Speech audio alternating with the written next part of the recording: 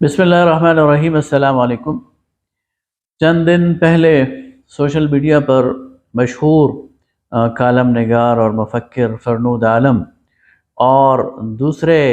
Motivational speaker ساحل ادیب کے درمیان ایک مکالمہ ہوا، اور اس مکالمے کی چند جھلکیاں میں نے بھی دیکھیں۔ اس میں فرنود عالم نے کچھ سوالات اٹھائے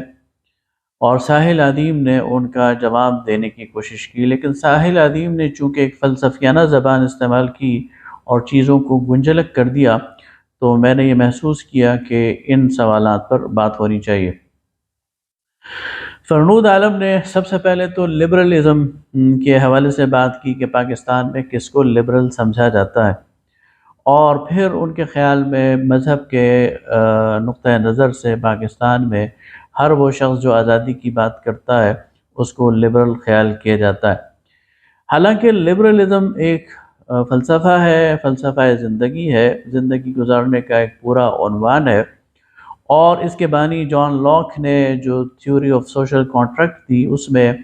اس فلسفے کی بنیاد پر ہر فرد کے لیے آزادی کی بات کی کہ اسے اپنی زندگی گزارنے کی آزادی ہونی چاہیے، اسے اپنے بارے میں بنیادی فیصلے کرنے کی آزادی ہونی چاہیے، پسند اور ناپسند کی آزادی ہونی چاہیے، اور اس پر کوئی قدغن ریاست کی طرف سے یا کسی مذہب کی طرف سے یا کسی قانون کی طرف سے نہیں لگانی چاہیے۔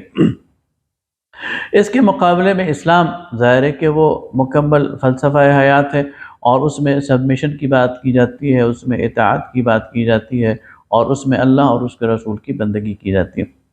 لہٰذا پہلی بات تو یہ ہے کہ ایک شخص جو اپنے آپ کو لبرل کہتا ہے وہ پھر لبرلزم کو اسلام کے ساتھ جمع نہیں کر سکتا۔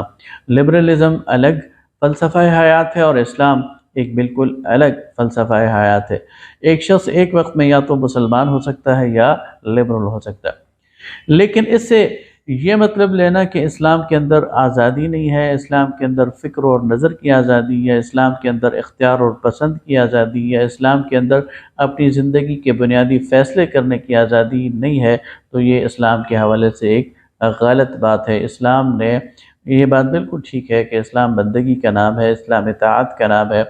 اسلام اللہ اور اس کے رسول کے سامنے کامل سپردگی کا نام ہے، لیکن اللہ نے انفرادی زندگی میں بھی، اجتماعی زندگی میں بھی، اور بہت سارے دائروں میں انسان کو اپنی پسند اختیار کرنے اور اپنی رائے کے مطابق فیصلہ کرنے اور اپنے لیے اپنی مرضی کا قانون بنانے کا اختیار دیا۔ دوسری غلط فہمی جو فرنود عالم کی گفتگو سے ظاہر ہو رہی تھی وہ یہ تھی کہ انہوں نے اسلام کو لبرلزم کے مقابلے میں ضد کے طور پر پیش کیا۔ لبرلزم یہ آزادی کا مذہب ہے، اور یہ کس چیز سے آزادی ہے؟ یہ دراصل ڈارک ایج میں، تاریک عہد میں جو یورپ کے اندر مذہبی جامد مذہبیت تھی اور عیسائیت اور پاپائیت تھی، اور وہاں کے جو قیصر تھے، وہاں کے جو حکمران تھے، ان کا مذہبی پیشواؤں کے ساتھ جو گٹھ جوڑ تھا، اور اس بنیاد پر انہوں نے جو ظلم اور ستم روا رکھا ہوا تھا، اور اس بنیاد پر انہوں نے جو انسانوں کا جینا دوبھر کر دیا تھا اور ان سے ان کی تمام آزادیاں چھین لی تھیں، تو اس کے ریئیکشن کے طور پر لبرلزم کا یہ نظریہ وجود میں آیا۔ لیکن اگر آپ اسلام کو ایکویٹ کریں گے جامد مذہبیت کے ساتھ، آپ اسلام کو برابر کریں گے ہندوتا کے ساتھ، آپ اسلام کو برابر کریں گے عیسائیت کے ساتھ، تو یہ پھر آپ اسلام کے ساتھ زیادتی کریں گے، اس لیے کہ اس کا مطلب یہ ہے کہ پھر آپ نے اسلام کو سمجھا نہیں ہے۔ اسلام انسانوں کو انسانوں کی غلامی سے نکالنے آیا ہے، انسانوں کو حقیقی آزادی دینے کے لیے آیا ہے، جس طرح کہ وہ مشہور فقرہ کہ اخراج العباد من عبادت العباد الى عبادت رب العباد، انسانوں کو انسانوں کی بندگی سے نکال کر اللہ کی بندگی میں دینے کے لیے۔ لہٰذا لبرلزم یہ ریئیکشن جامد مذہبیت کا تو ہو سکتا ہے، یہ ہندوتا کا تو ریئیکشن ہو سکتا ہے، یہ عیسائیت کا تو ریئیکشن ہو سکتا ہے، یہ اسلام کا ریئیکشن نہیں بنتا، اس لیے کہ اسلام نے اپنے دائرے میں ایک شخص کو لا اکراہ فی الدین کی آزادی بھی دی ہے، اس کو پسند اور چوائس کی آزادی بھی دی ہے، اور اس کو اپنی زندگی کے بنیادی فیصلے کرنے میں بھی آزاد اور خود مختار رکھا ہے۔ لہٰذا اگر کوئی یہ کہتا ہے کہ اسلام، اور وہ ایکویٹ کرتا ہے اسلام کو ہندوتا کے ساتھ اور اسلام کو جامد مذہبیت کے ساتھ یا عیسائیت کے ساتھ، تو اس کا فہم اسلام یہ مکمل نہیں ہے، اور یہ وہ کنفیوژن ہے جو اکثر لبرل اور سیکولر لوگ وہ معاشرے میں پھیلانے کی کوشش کرتے ہیں، اور اسلام کے مقابلے میں ایک بغاوت اور ایک سرکشی پر لوگوں کو آمادہ کرتے ہیں، حالانکہ اسلام وہ بنیادی انسانی حقوق کا علمبردار دین ہے اور انسانوں کو بہت سارے دائروں میں آزادی فکر اور خیال دیتا ہے۔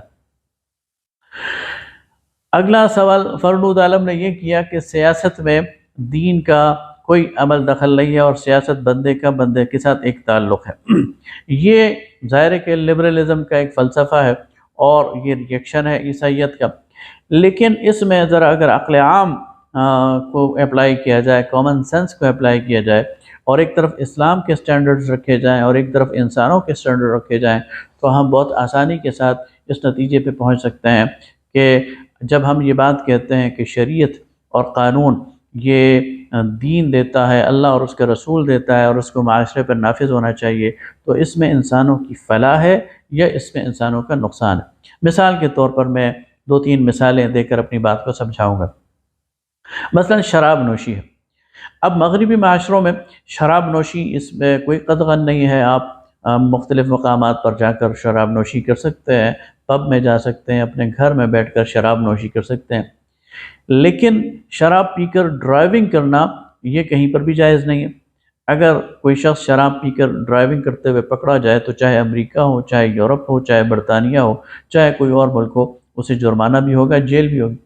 اس کا مطلب یہ ہے کہ ان لوگوں نے اس بات کو مانا ہوا ہے کہ شراب نوشی کے نتیجے میں انسان کی عقل معوف ہوتی ہے،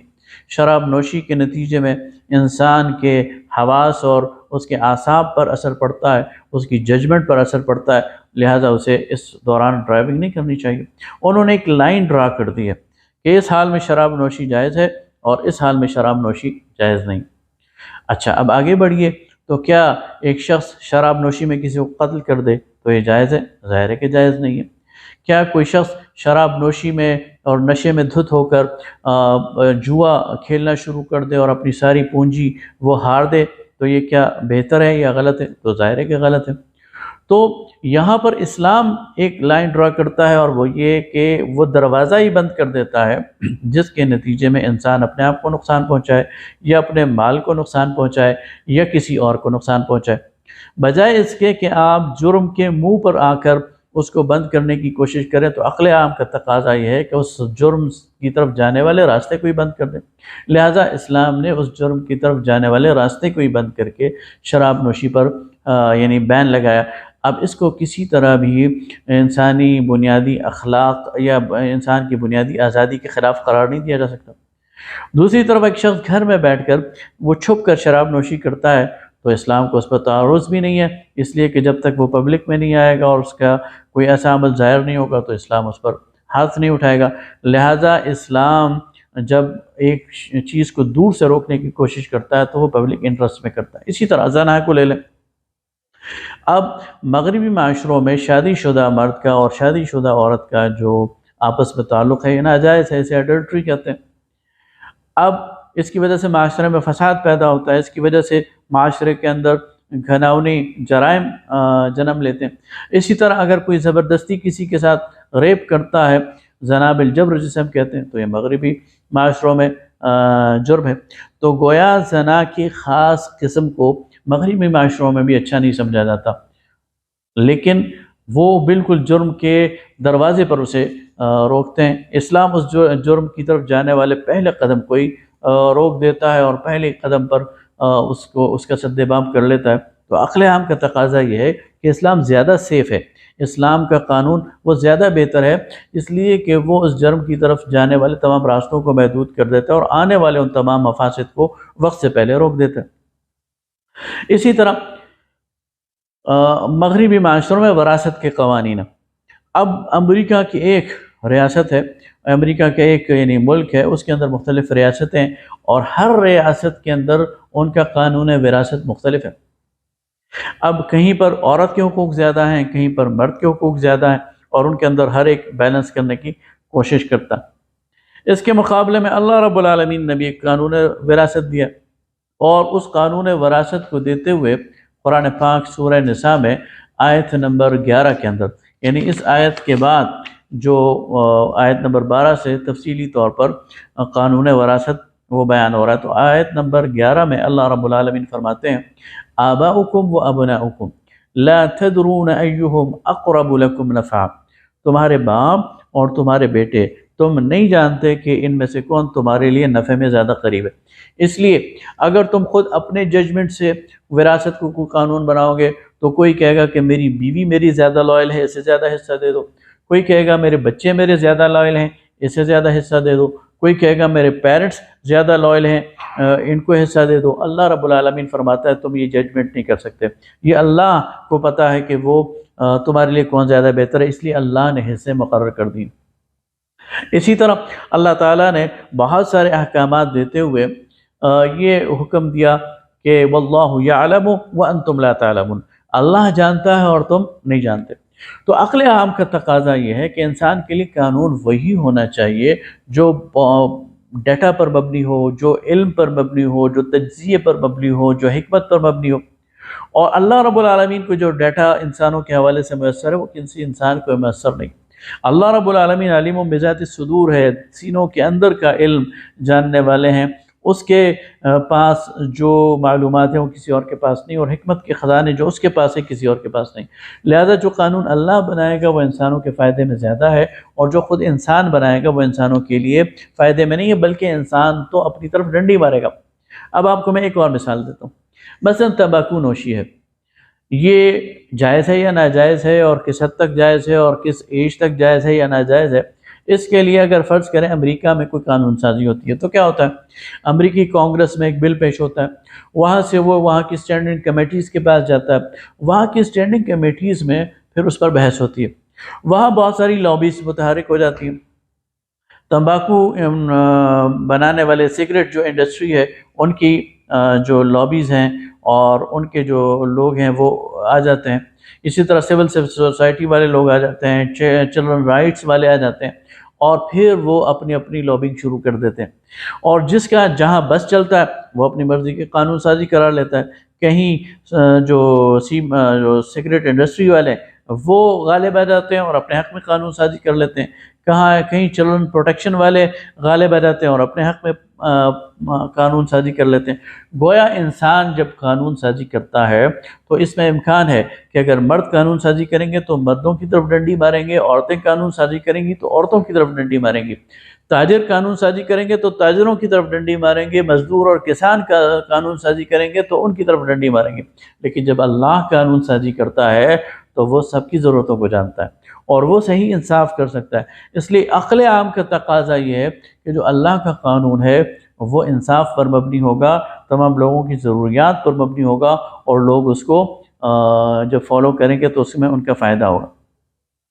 ایک اور مغالطہ اسلام کے حوالے سے یہ دیا جاتا ہے کہ اسلام غالباً انسانوں کو بالکل ایک واٹر ٹائٹ سسٹم میں رکھتا ہے۔ ایسی بات نہیں۔ اگر آپ پوری شریعت کو اٹھا کر دیکھ لیں اور قرآن اور سنت کی اس قانون سازی کو سامنے رکھیں تو وہ انسانی زندگی کے 5% سے کم ہے۔ چند قوانین ہیں جو شریعت نے آپ کو دیے ہیں، چند اصول ہیں جو حلال اور حرام کی شریعت نے آپ کو دیے ہیں۔ اس کے علاوہ بہت بڑا دائرہ ایسا ہے جس میں اسلام نے مجھے اور آپ کو اور ہر دور کے لوگوں کو آزاد چھوڑا ہوا۔ آپ اپنی فقہ کی پورے تراث کو دیکھ لیں، اپنی پوری فقہ کی میراث کو دیکھ لیں تو اس میں بہت بڑا حصہ ایسا ہے جو اجتہاد پر مبنی ہے۔ ہر دور میں لوگوں نے اجتہاد کیا، اور اجتہاد کے حوالے سے یہ بات یاد رکھیں کہ اجتہاد اپنے دور تک تو ریلیونٹ ہو سکتا ہے، لیکن ضروری نہیں کہ وہ آئندہ کے دور کے لیے بھی ہو، 1000 سال بعد کے لیے بھی ہو، 500 سال بعد کے لیے بھی ہو۔